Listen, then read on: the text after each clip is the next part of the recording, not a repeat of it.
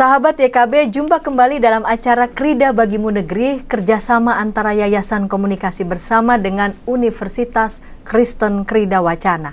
Ukrida, tempat yang tepat untuk menyiapkan masa depan bagi anak Anda bila Anda sebagai orang tua dan bagi Anda bila Anda sebagai kaum muda.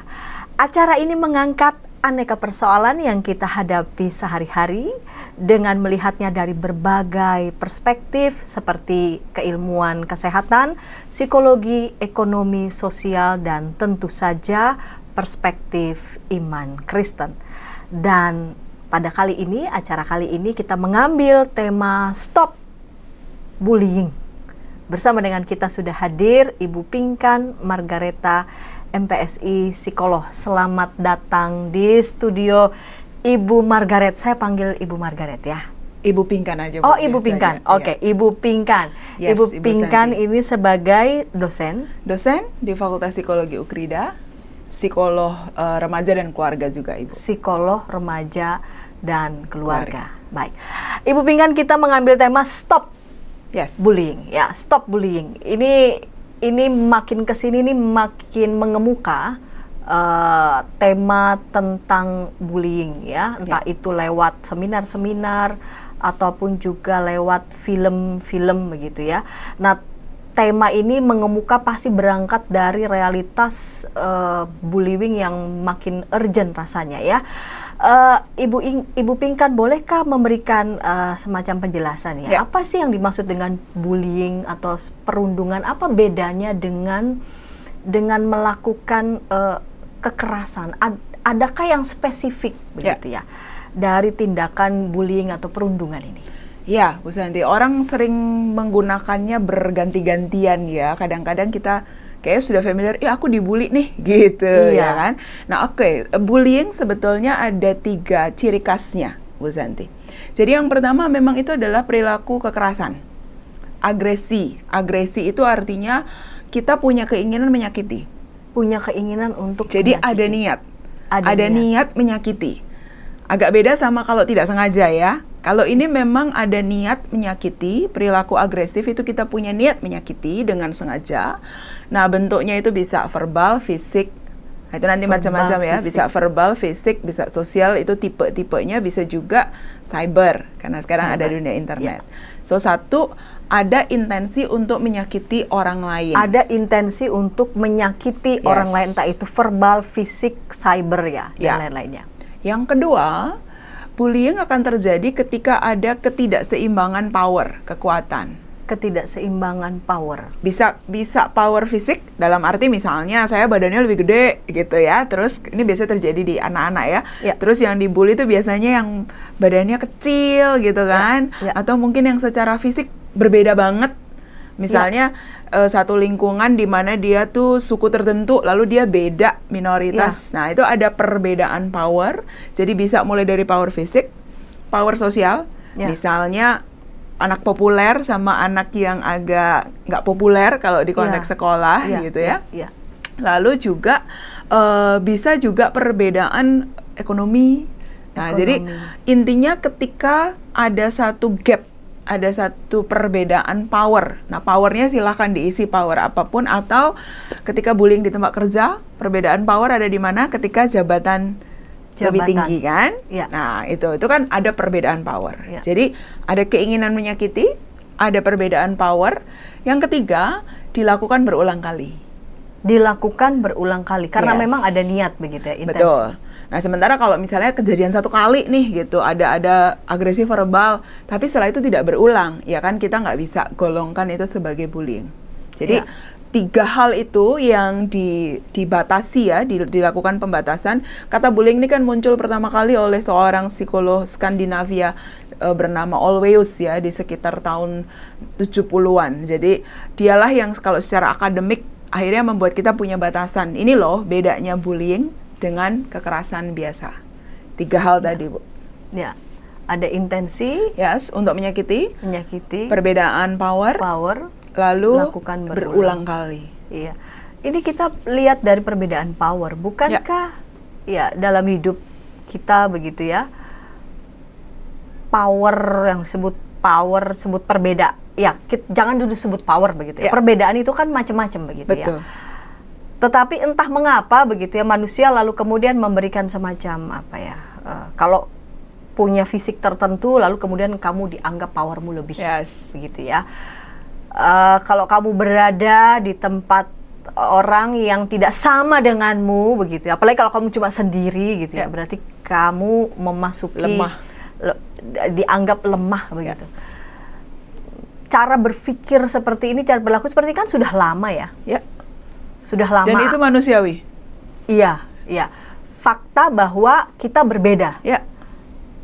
Tapi persoalannya adalah ketika kita memakai ataupun memasukkan fakta-fakta itu pada tingkatan-tingkatan atau level-level power, di situ persoalan. Yes. Di situ baru menjadi persoalan. Betul. Begitu ya.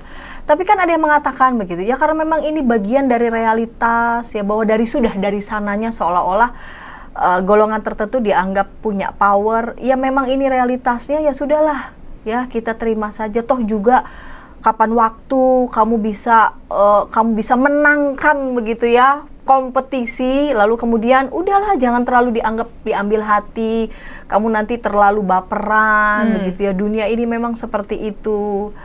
Bagaimana menurut Ibu Pinkan? Nah, masalahnya kalau kita melihatnya satu sisi saja, tapi kita tidak melihat fakta bahwa jika perilaku bullying ini dilakukan, maka kita bisa menemukan, riset-riset menemukan adanya dampak kan. Dampak di level individu. Kita bicara dulu di level individu deh ya. Jadi urgensi mengapa nama siapa tadi yang peneliti ya? Always. Ya. Always. Memasukkan ya soal bullying ini pada riset akademik, pasti ada urgensi tertentu. Betul. Begitu. Karena ditemukan ada dampak kan. Oh ya. Ada dampak, kalau kita bicara level mikro deh, level individu dulu. Ditemukan ada dampak kalau orang berulang kali. Nah mungkin di situ ya, kalau pengalaman 1-2 kali karena ada perbedaan power, terus dia mengalami satu kekerasan, baik kekerasan verbal, sosial, fisik. Oke, tapi kalau berulang kali, the thing is berulang kalinya itu, nah psikisnya manusia ini, terutama di bagian konsep dirinya, harga dirinya, rasa bahwa dia itu manusia yang juga setara dengan manusia lain, ini kan yang terus-menerus dikenai ya Bu. Ya, bagian itu ya. Jadi konsep dirinya dihajar begitu kira-kira betul. Ya. Sementara ketika konsep diri ini kan dibentuk dari usia kanak-kanak sampai remaja. Secara pada umumnya setelah usia remaja selesai diharapkan manusia itu sudah menemukan jati diri. Sekitar usia 18, 19, 20. Nah, bayangkan kalau dalam fase pembentukan ini terluka terus begitu karena sistem sosial atau masyarakat menormalisasikan pembulian begitu kan? Jadi kita akan menyaksikan anak-anak manusia ataupun generasi muda yang kemudian menjadi tua ataupun usia biologisnya dewasa, tetapi keutuhan konsep dirinya, jati diri sebagai manusianya ini yang kemudian menjadi bermasalah. Misalnya low self-esteem, harga diri rendah, merasa lonely, lack of social skill. Dia tidak bisa untuk memposisikan diri dia dalam bersosialisasi. Lalu belum lagi karena ada yang tertekan begitu ya dalam karena kan dia melihat dirinya buruk. Karena selama ini umpan balik berulang kali dari sekitarnya bahwa dia itu lemah, dia itu korban. Nah, either ke sana Bu, atau justru kita sedang menciptakan kebalikannya. Jadi kalau selama ini dia jadi korban, satu kali waktu dia bilang, aku akan balas gitu kan. Nah, dia lalu kemudian dia menjadi pelaku kan. Menjadi pelaku. Ketika dia sudah bisa menemukan cari power dari mana begitu, dan dia akan melakukan. Nah ini kan seperti siklus ya, lingkaran setan yang tidak pernah ending pada akhirnya begitu. Karena tadi dianggap normal-normal saja. Itulah. Kamu berada di lingkungan yang menganggap yang macam kamu tidak punya power tertentu. Jadi biasa saja. Yang harus kamu lakukan adalah kamu rebut powernya. Ya, kalau kamu misalkan tempat pekerjaan ya hal yang kurang dalam dirimu berarti kamu rebut supaya. Nanti kalau dia udah di atas, dia lakukan lagi kan. Kamu lakukan lagi. Nah kan nggak selesai-selesai ini. Jadi mulai dari secara mikro, individu per individu, sampai akhirnya kita menciptakan sebuah budaya masyarakat yang berkebalikan dari menghormati sesama, bertenggang rasa, berempati. Nah, ini kan kebalikan, gitu. Ya mungkin orang bilang, ya dunia ini keras seperti rimba gitu ya. Ya oke, tapi kan kalau misalnya kita bicara rimba dan di sana hewan, mamalia mungkin punya aturan main sendiri. Nah, masyarakat di mana kita dikatakan manusia yang berakal budi kan mestinya juga punya ciri khas yang berbeda ya. Saya kira itu yang membuat kita jadi manusia gitu. Ya, jadi wajah kemanusiaan macam apa yang mau kita bangun begitu. Betul. Ya, mau kita ciptakan begitu ya. Bullying ini yang menurut hasil penelitian begitu ya, di tempat manakah paling potensial setiap individu tuh bisa mengalaminya dari sekian banyak lokasi dan tempat? Satu, lingkungan terdekat keluarga. Ya, bisa terjadi kan ketika misalnya kita bicara pola asuh ya Bu ya. Jadi orang tua kan jelas siapa yang lebih powerful, orang tua dong. Dari sisi usia, dari sisi kapasitas, misalnya kapasitas finansial. Kan kita sering mendengar, ya pokoknya kalau kamu mau dibiayain ya ikuti cara saya misalnya begitu kan ya. Jadi sadar tidak sadar kadang-kadang di keluarga itu juga terjadi. Meskipun batasnya tipis antara bermaksud menyakiti atau karena cinta kan gitu. Kadang-kadang kan seseorang tua memaksakan sesuatu dari pihak orang tuanya atas nama cinta, tidak ingin anaknya bahaya begitu ya. Tetapi ekspresi semacam apa itu yang bisa saja disampaikan oleh orang tua, dipikirnya itu dasar cinta padahal sudah melakukan bullying. Ketika anak menangkapnya beda kan? Kan sebenarnya kalau kita bicara anak dan orang tua, maksudnya orang tua melarang sesuatu, mendisiplin sesuatu itu karena cinta. Kalau kamu tidak dibeginikan, kamu nanti begini-begini. Biasanya kan kalimat orang tua begitu ya. Tapi kan kita mesti cek. Komunikasi kan dua arah. Apakah yang dimaksudkan oleh si orang tua diterima begitu? Atau diterima oleh anak sebagai penolakan, saya tidak cukup baik. Ini tricky ya. Kalau di keluarga agak tricky sih Bu.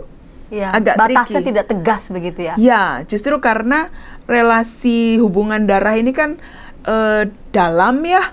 Nah, jadi agak tricky. Tapi yang saya mau bilang ada potensi itu bisa terjadi meskipun nanti perlu diurai kesalahpahaman motif, kesalahpahaman intention. Ya, itu perlu. Karena tadi pertama ya, karena ada intensi menyakiti. Nah, kalau mana lagi lingkungan sosial yang sering terjadi? Sekolah sih. Jadi kan anak manusia itu kan begitu keluar dari keluarga secara formal kemudian masuknya ke sekolah ya. Nah, di sekolah ini kan bayangkan mulai dari SD saja anak-anak itu kan sudah secara intuitif tahu mendeteksi perbedaan. Fisiknya beda, apalagi kelas ekonominya beda. Gitu. Sehingga memang riset-riset bullying tuh pertama kali banyak lahir dari sekolah. Dari sekolah, karena itu kejadiannya di sana, gitu. Terjadinya di sana. Jadi anak-anak yang belum matang akal budi dan karakternya kita kumpulkan di satu sekolah, di satu kelompok sosial. And then secara intuitif sebagai manusia mereka bisa mendeteksi perbedaan kan? Itu intuitif sekali Bu, gitu. Jadi, nah kemudian tidak perlu diajarin juga itu langsung bisa ketangkap begitu ya? Ya, karena ini sedikit eksplanasi. Cara kognisi manusia bekerja kan memang dengan mengklasifikasi. Waktu kita pertama kali belajar tentang kata-kata, kan kita diajarkan kalau Ibu ingat, misalnya waktu kita ngajari anak TK, ini hewan, ada hewan darat, ada hewan laut. Jadi cara berpikir paling basic adalah mengelompok-kelompokkan. Yang kemudian nanti setelah kita mampu mengkelompokkan, kita mampu melakukan analisis. Analisis itu kan ini beda dengan ini sama dengan ini. Makanya permainan kanak-kanak kan mencari perbedaan, mencari persamaan. Nah, makanya tadi saya katakan bagaimana kita mengidentifikasi perbedaan itu sangat manusiawi. Nah, yang membedakan adalah aspek etika kan. Kalau hanya kognisi saja, kita memang akan classified. Classified. Nah, manusia yang utuh kan bukan hanya manusia logika kan, tapi juga manusia rasa, manusia sosial emosional. Bagaimana merespon pengelompokan itu? Itu di situ kita belajar pendidikan etika kan, budi pekerti. Kalau cuman seperti artificial intelligence kan cuman membedakan aja. Sangat objektif, tidak ada rasa terlibat. Nah, tetapi manusia kan desainnya bukan itu. Manusia desainnya adalah meskipun dia tahu perbedaan, tapi di saat yang sama dia diajar soal rasa. Bahwa meskipun beda, dia sama-sama manusia loh, nak, kan gitu. Yang perlu kita ajar respect, kita menghormati, menghargai. Baik. Nah, stop dulu di situ ya. Jadi soal realita bahwa kita berbeda, tetapi bagaimana setiap manusia menyikapi perbedaan di situ celahnya, kuncinya di situ. Baik, kita mau masuk segmen yang kedua untuk mempercakapkan tentang ini. Namun sebelumnya kita dengarkan pesan-pesan berikut ini.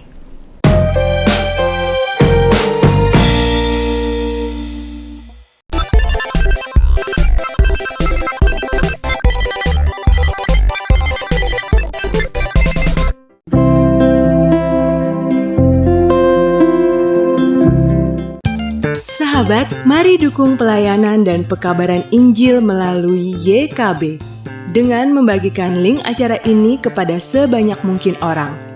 Dukungan juga dapat saudara lakukan dengan mentransfer dukungan finansial ke rekening BCA ke nomor 450 305 2990 450 305 2990 atas nama Yayasan Komunikasi Bersama.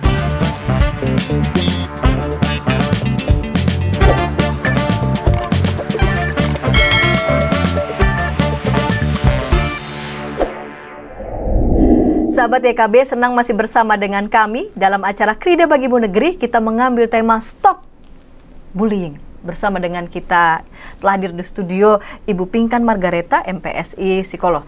Ibu Pinkan, tadi di segmen yang pertama Ibu sudah mengatakan bahwa kita semua secara intuitif ya, dari kecil kita sadar bahwa ada realitas perbedaan, namun bagaimana merespon perbedaan itu. Tadi Ibu Pinkan juga sudah menjelaskan bahwa potensi bullying yang bisa terjadi pertama di keluarga, lalu kemudian kedua di sekolah. Tadi ada contoh menarik dari Ibu Pinkan, sempat terlewat begitu ya karena segmen pertama, mengelompokkan anak-anak yang apa tadi Ibu? Yang belum tahu tentang, lalu kemudian dikelompokkan, lalu kemudian apa yang terjadi? Ya, misalnya ketika anak-anak, kita bayangkan ya, anak-anak itu kan masuk ke sekolah. Ini mungkin karena selama ini sudah kita terbiasa ya namanya anak sekolah gitu ya. Kita nggak pernah benar-benar mengurai gitu peristiwanya. Coba kita berempati ya. Anak biasanya taunya keluarganya. Nah, keluarga itu kan biasanya ya karena kita satu suku yang kurang lebih sama, maka dia biasanya ngelihatnya ya yang itu ya, agamanya juga mungkin sama, kebiasaannya sama. Begitu masuk ke sekolah, boleh jadi katakanlah sekolahnya berbasis agama, but still culture-nya bisa beda kan, budaya sukunya bisa beda. Nah, apalagi kalau kita bicara sekolah negeri, kan itu betul-betul multi ya, dari agama berbeda, suku berbeda. Nah, di situ kan anak mulai secara intuitif dia akan mencari yang sama-sama saya siapa, lalu dia mendekatkan socially ya. Kita manusia itu kan mencari pertemanan, mencari kesamaan kan. Kita nyaman sama yang mana, mungkin dari apa, fisik, dari suku, kebiasaan, sifat. Kita mendekat. Nah, jadi di dalam sekolah itu kan kemudian terjadi kelompok-kelompok kecil. Yang nggak apa-apa sih sebenarnya, itu juga masih wajar. Nah, yang kemudian menjadi berpeluang bullying adalah ketika kelompok-kelompok ini semakin terpolarisasi, jadi mengental begitu, terus dia memandang kelompok dia lebih baik dari yang lain, gitu kan ya? Atau kelompok lain itu jelek, gitu kan? Yang beda dengan saya itu berarti rendah. Nah, itu di situ value-nya, value etikanya sebenarnya ya, value akal budinya yang kemudian mendorong terjadinya yang lebih kuat menindas yang lemah, begitu. Lalu kemudian ketika saya merasa atau kelompok saya begitu merasa kita lebih kuat begitu kan ya. Ayo kita serang di sana begitu.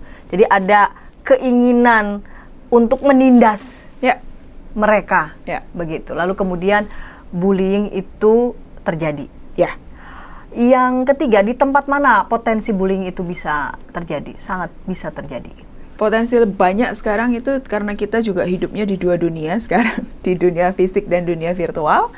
Maka ya di dunia siber ya, di media sosial, di segala macam aplikasi yang membuat manusia itu ada di satu ruang virtual yang sama ya, kita sebut sosial media ataupun berbagai bentuk, di mana kan sebenarnya idenya ruang virtual adalah ada possibility bahwa sekelompok manusia berkumpul kan, manusia yang beragam tadi.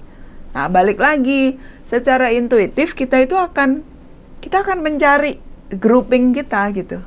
Jadi satu sisi sampai di level itu nggak keliru, tapi menjadi keliru ketika kita tidak punya cara pandang yang benar terhadap kelompok yang berbeda dengan kita. Bagaimana bullying itu bisa terjadi di dunia virtual? Seperti apa itu? Mungkin di bayangan para sahabat ini bullyingnya terjadi ya di depan-depan gitu ya, kontak fisik, lalu kemudian terjadi begitu di dunia virtual.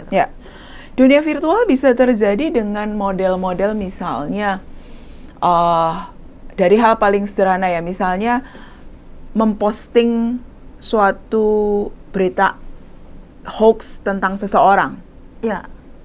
Itu kan banyak terjadi sekarang. Jadi nggak usah kita ngomong berita yang diterbitkan oleh sebuah laman berita tertentu. Kita misalnya di sosial media, lalu kita posting sesuatu tentang seseorang. Yang dengan sengaja memang kita ingin ciderai reputasinya. Banyak kan, Bu? Banyak, ya betul. Gitu. Kita sulit menyerang idenya, lalu kita menyerang kelemahan. Exactly, gitu. Jadi entah itu agamanya, entah itu apanya, dan prihatinnya kan itu kayak dianggap biasa gitu. Kemudian orang menganggap itu sebagai kebebasan berpendapat. Kebebasan berpendapat. Ya kan itu dinding-dinding saya mau tulis apapun terserah saya. Lapak-lapak saya, terserah saya, begitu kan? Nah, jadi mulai dari itu, ketika kita membuat sebuah tulisan, foto, video yang berpotensi menciderai reputasi sosialnya dia, sampai kepada fitnah jelas ya. Nah, itu kan sebenarnya makanya sudah ada undang-undang ITE segala macam, itu kan sebenarnya upaya-upaya hukum untuk menjagai sehingga orang tidak dengan serta-merta atau mudah dicederai di dunia virtual. Lalu contoh lain misalnya ketika kita login, ini kan banyak terjadi ya, kita dihack tuh.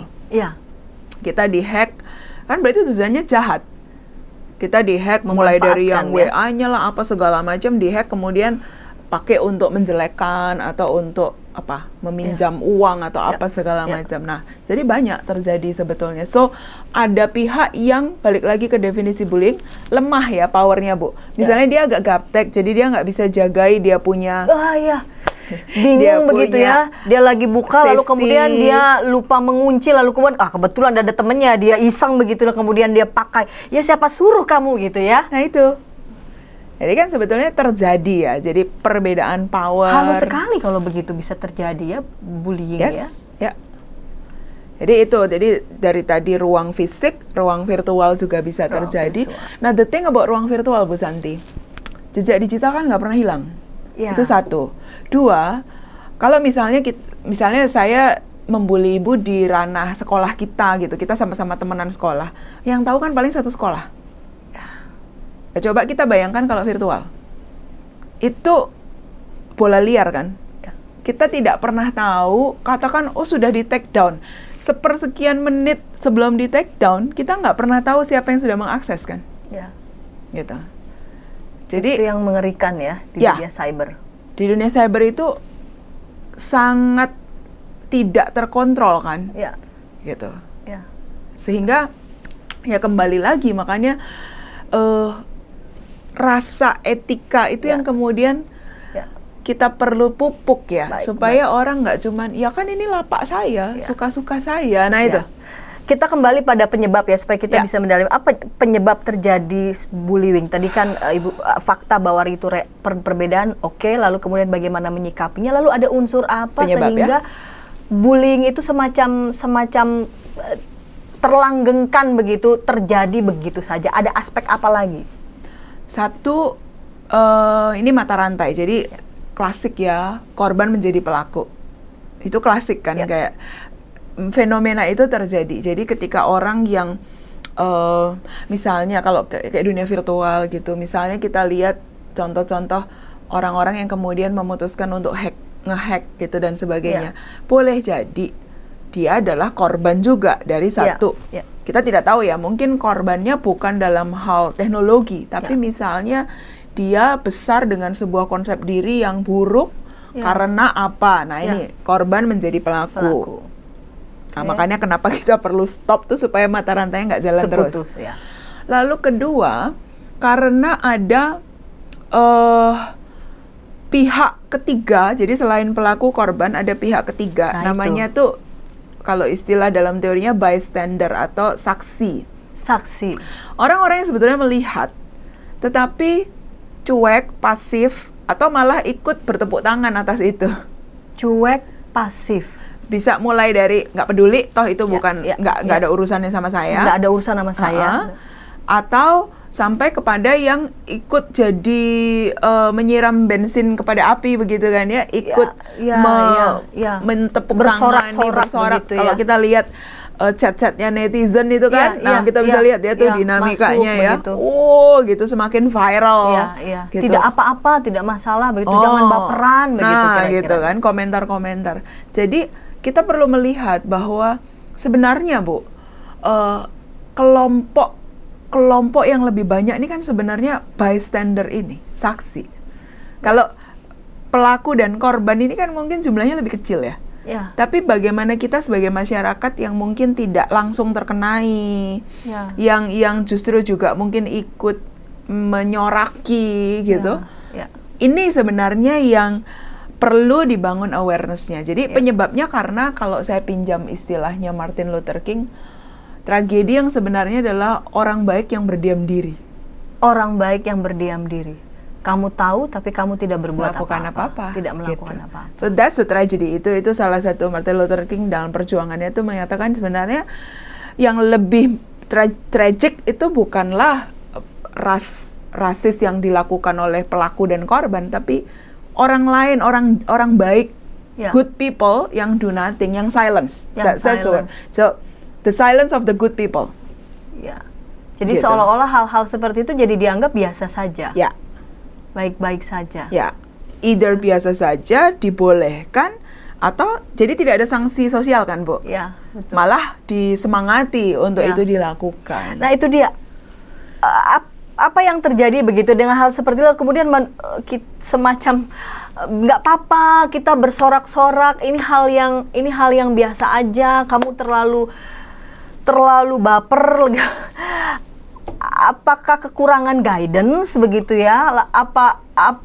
Atau perlukah kita harus menyampaikan ini loh, hal-hal ini, kalau ini terjadi berarti sudah terjadi praktek bullying dan berarti apa yang harus kalian lakukan begitu? Apa sih guidance yang tegas ya bahwa ini sudah praktek bullying, ini bukan lagi biasa-biasa gitu? Secara manusiawi itu kan kita memang kalau itu tidak mengenai kita, rasanya tidak sekonkret gitu ya Bu ya. Biasanya tuh gitu, itu memang kita tuh manusiawi banget. Kalau belum pernah mengalami atau orang dekat kita yang mengalami, kita anggap itu nggak relevan gitu, kayak bukan urusan saya. Nah, so kalau ditanya sebetulnya fakta-fakta di lapangan ya, sudah terlalu banyak dan saya kira beberapa badan-badan dunia juga tidak bosan-bosannya mengangkat ini ya, terus istilahnya mengarus utamakan. Jadi ini terus dijadikan conversation. Stop bullying itu kan terus dijadikan conversation begitu. Supaya orang makin aware. Nah, kalau soal fakta saya kira sudah cukup banyak gitu. Kita menyaksikan bagaimana orang ketika menjadi korban bullying bahkan sampai bunuh diri, itu kan udah ada gitu ya, sampai mengalami Kalau Ibu perhatikan kan belakangan public figure yang nggak kuat ada di sosial media, nggak kuat tuh dalam artian nggak bisa memanage kalau ada komentar-komentar haters, karena kan mereka kan selalu punya haters dan selalu punya followers. Kemudian mengalami gangguan kesehatan mental, itu kan juga kita sudah lihat gitu. Iya, iya. So data-datanya saya pikir sudah banyak. Kalau menurut saya yang perlu kita betul-betul korek ataupun tingkatkan awareness-nya adalah justru pada kelompok good people ini loh Bu, yang mungkin belum mengalami langsung gitu ya, untuk mereka memahami, oke, kayak misalnya kita tadi berangkat dengan 3 ciri tadi. Oh, kalau ada 3 ciri itu berarti itu udah bullying ya, berarti itu meskipun kelihatannya belum ada dampak langsung, tapi kita nggak boleh maklumi, nah, gitu. Jadi saya kira intensi menyakiti, ada perbedaan power dan dilakukan berulang itu mesti jadi screening di kepala kita ya. Begitu itu terjadi, meskipun belum kelihatan dampak langsung, tapi ini saya nggak setuju. Kita mesti bisa bersuara, jangan melakukan begitu dong, gitu. Ya, meskipun kita anggap itu kepada teman begitu ya. Ya. Kepada teman sendiri, kamu jangan gitu dong, namanya juga teman. Ya. Ini ada satu contoh. Kebetulan dulu waktu beberapa tahun lalu sih Bu, saya riset waktu itu masih di Jawa Tengah ya.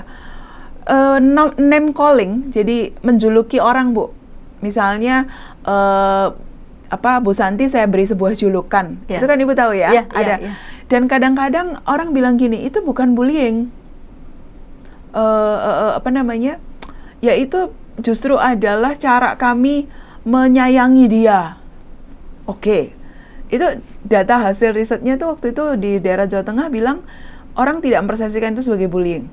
Gitu ya. Tapi secara jangka panjang sebenarnya kalau kita tanya ya, arti nama buat seseorang tuh apa gitu. Adakah mungkin dia tidak sampai kepada luka hati, depresi atau apa. Tapi apakah dia punya sebuah konsep diri yang kuat, positive image tentang dirinya? Misalnya namanya tuh udah indah Bu, misalnya namanya adalah apa? Nama kan selalu punya arti gitu. Terus dia dikasih julukannya misalnya, kadang julukan tuh kan nggak ada maknanya gitu. Apalah gitu julukan banyak sekali gitu. Yang kebalikannya begitu ya? Ya, pada satu titik awalnya si remaja ini atau si anak ini ya daripada lucu gitu. Karena komunitas teman, lalu kemudian dianggap biasa, namun itu ketika itu dilakukan terus-menerus. Gitu. Padahal kalau kita kembali kepada basic, orang diberi nama itu kan harapan dan doa. Nah, jadi saya kira mengembalikan kepada kesadaran manusia, akal budi kita itu loh Bu. Budi pekerti, rasa, manusia rasa, bukan cuman fakta kering tanpa rasa begitu. Baik Bu Pinkan. Kita mau bersiap ya ke segmen yang ketiga, namun sebelumnya kita dengarkan pesan-pesan berikut ini.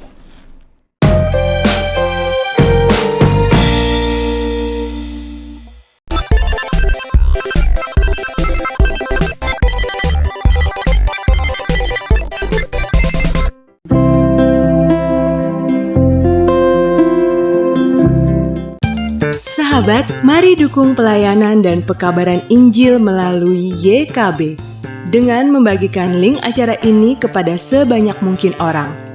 Dukungan juga dapat saudara lakukan dengan mentransfer dukungan finansial ke rekening BCA ke nomor 450 305 2990 450 305 2990 atas nama Yayasan Komunikasi Bersama.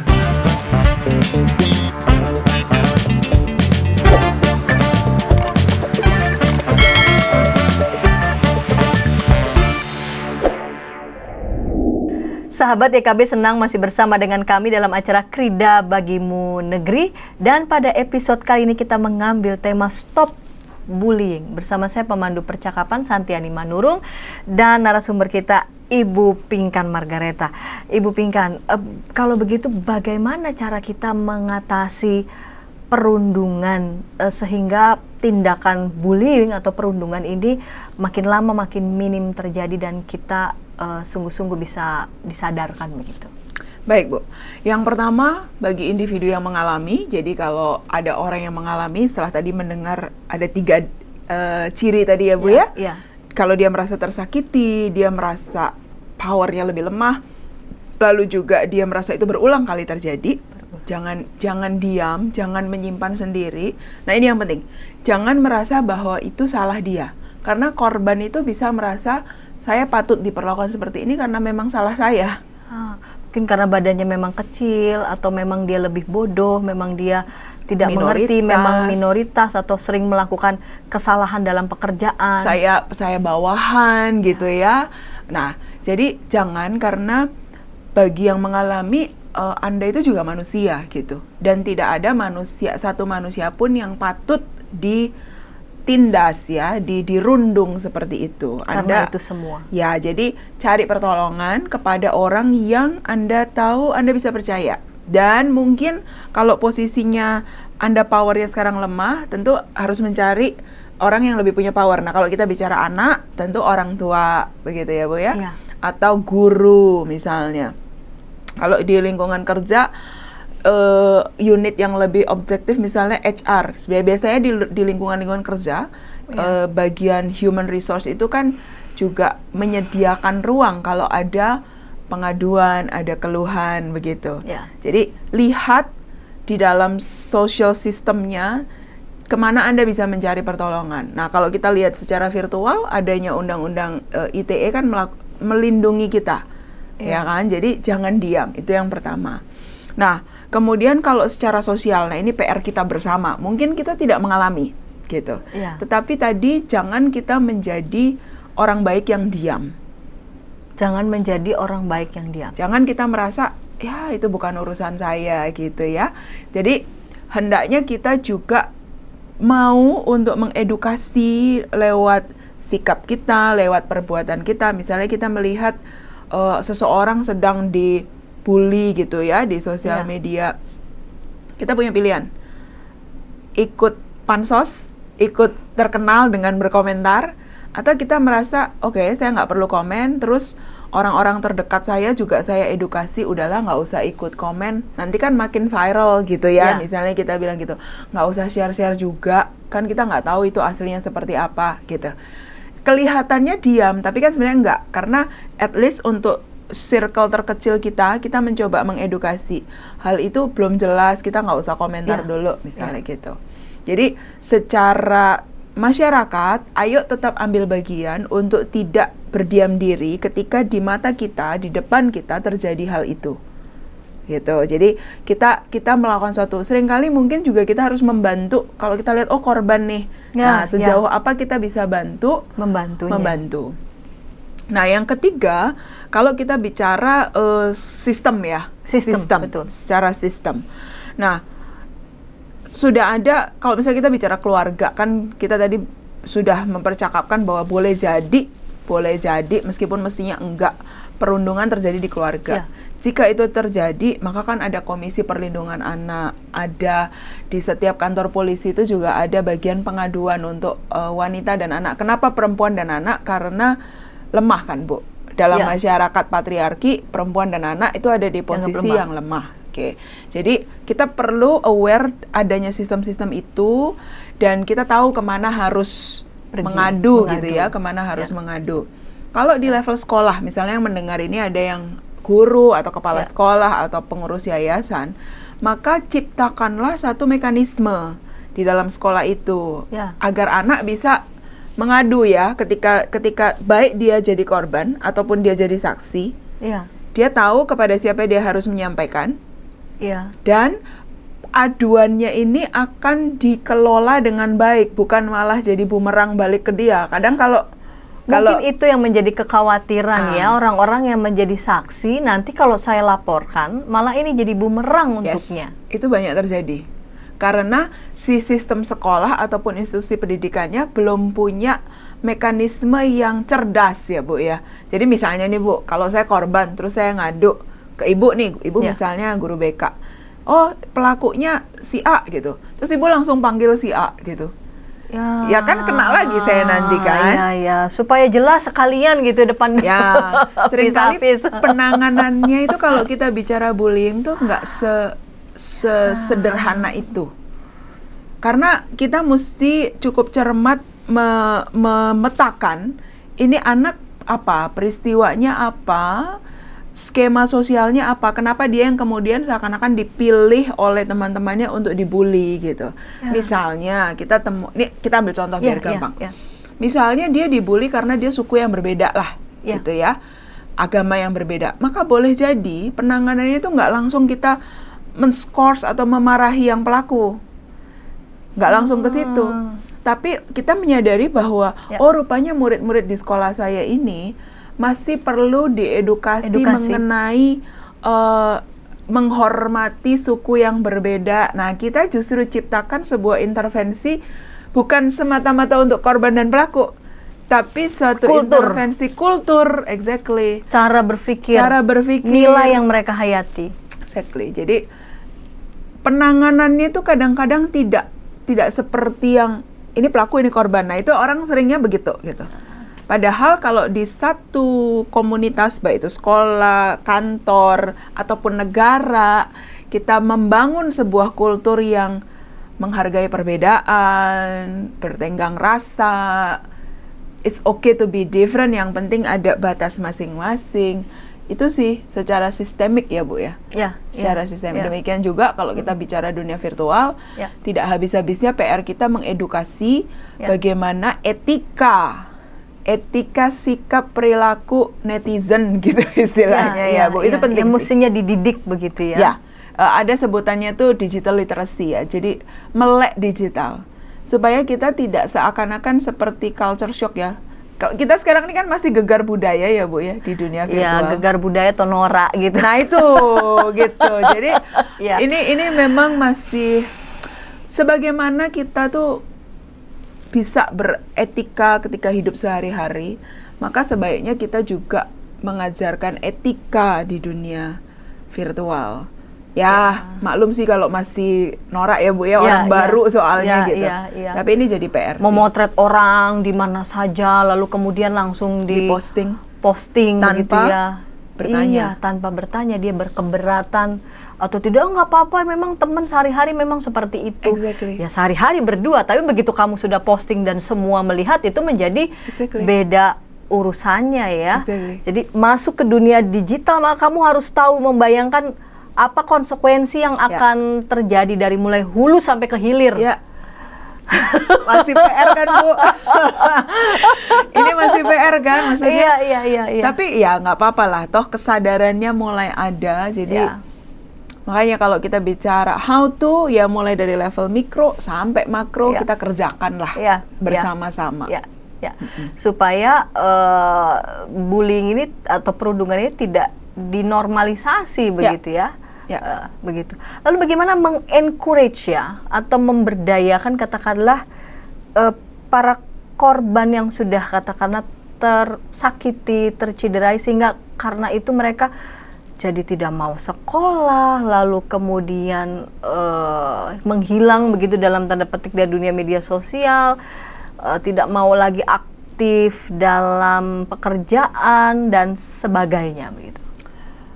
Secara mulai dari bantuan secara profesional itu bisa kita lakukan ya untuk menyembuhkan dampak-dampak yang terjadi, sampai kepada saya lihat sekarang cukup banyak kelompok-kelompok yang bergerak. Jadi biasanya karena mereka dulu korban gitu ya, kemudian mereka bergerak membuat support group virtual dan mereka mengundang untuk orang-orang yang pernah mengalami, difasilitasi, punya sebuah platform-platform. Kalau kita lihat di Indonesia aja cukup banyak gitu, dan followernya cukup banyak. Saya kira itu hal yang bagus dari inisiasi dari orang-orang muda sekarang ya, untuk membuat semacam support group sih. Ideanya support group. Ideanya adalah support group untuk membuat orang-orang ini punya tempat di mana dia dimengerti sih sebenarnya, karena kan kalau orang pernah mengalami jadi mengerti ya Bu ya. Tempat dia dimengerti, lalu kemudian kalau kita nggak mengalami, apa yang kita bisa lakukan?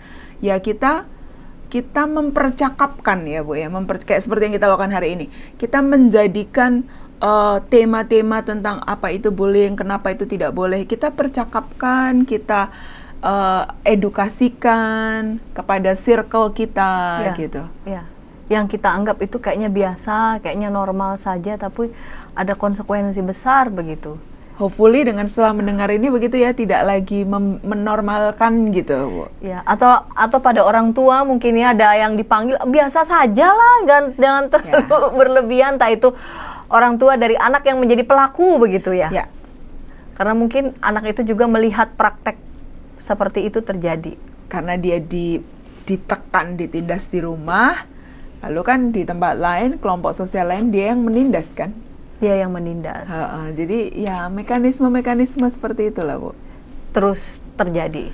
Jadi seperti lingkaran setan gitu. Makanya usaha kita untuk tidak lelah-lelah ya mengedukasi. Karena kan sebenarnya kalau bullying tuh dibicarakan terus ya. Iya. Dibicarakan terus pun ya nggak stop juga gitu kan. Iya. Maka memang harus diperlukan untuk keberanian terus ya. Terlebih lagi supaya tidak diam gitu ketika menyaksikan itu. Lalu kemudian harus speak up, harus bicara. Ya. Dan kita tidak mengencourage pelaku. Itu sih sebetulnya kita tidak justru ikutan ketawa, ikutan bersorak-sorak begitu. Gitu. Lalu kemudian seolah tindakan bullying menjadi seolah-olah biasa-biasa saja. Ya, jadi kayak candaan, jadi kayak padahal kan kita nggak tahu ya dampaknya ke orang tersebut seperti apa. Seperti apa. Baiklah Ibu Pinkan, kita tiba di penghujung acara di segmen ini. Adakah hal yang bisa Ibu Pinkan sampaikan kepada para sahabat yang mendengar sehingga boleh tercerahkan? Ya. Ya, para sahabat YKB, kalau kita bicara stop bullying, sebetulnya kita sedang mengusahakan agar wajah kemanusiaan di generasi masa depan itu lebih manusiawi. Karena kalau kita pada zaman kita di generasi kita menganggap perilaku niat menyakiti karena merasa lebih kuat dan berulang kali dilakukan itu wajar dan merupakan cara untuk membangun mentalitas yang kuat, maka saya khawatir kita justru ikut membangun satu atau membentuk, menciptakan wajah kemanusiaan di generasi yang akan datang tuh yang tidak manusiawi. Tidak manusiawi dalam arti lack of empathy, kurang berempati, tidak mampu menenggang rasa, tidak mampu mengukur rasa orang lain. Kalau saya perlakukan begini, dia bagaimana? Hanya demi mentalitas kita saja yang kuat, tapi bagaimana dengan orang lain? Jadi saya kira ini suatu perenungan yang kita perlu pikirkan, refleksikan, supaya membuat kita cukup rendah hati untuk mau mengubah pola pikir, bahwa itu hal biasa, bahwa itu tidak berbahaya. Saya ajak untuk kita memikirkan wajah kemanusiaan di masa depan, di era teknologi yang makin maju. Tentu kita menginginkan agar anak cucu kita di tengah perkembangan dunia digital mereka tetap menjadi manusia yang punya budi pekerti, manusia yang manusiawi. Saya kira itu dari saya, Bu. Terima kasih banyak Ibu Terima Pinkan kasih, Bu Santi, untuk kesediaan boleh mencerahkan kita semua. Dan tema ini stop bullying sungguh-sungguh boleh menjadi pesan sungguh-sungguh yang bisa kita bawa, kita mulai terapkan dalam diri kita. Dalam keluarga kita menginginkan wajah ya kemanusiaan kita adalah wajah yang sungguh-sungguh luhur dan baik. Kita jumpa di episode yang akan datang dalam acara Krida Bagimu Negeri untuk topik-topik menarik lainnya. Sampai jumpa.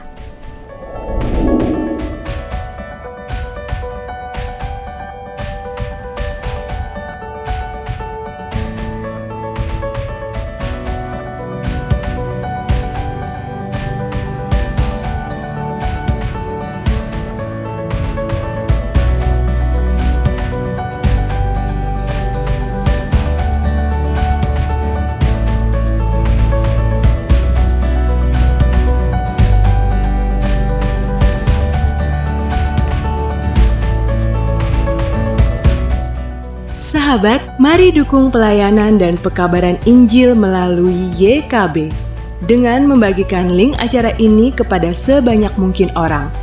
Dukungan juga dapat saudara lakukan dengan mentransfer dukungan finansial ke rekening BCA ke nomor 450 305 2990 450 305 2990 atas nama Yayasan Komunikasi Bersama.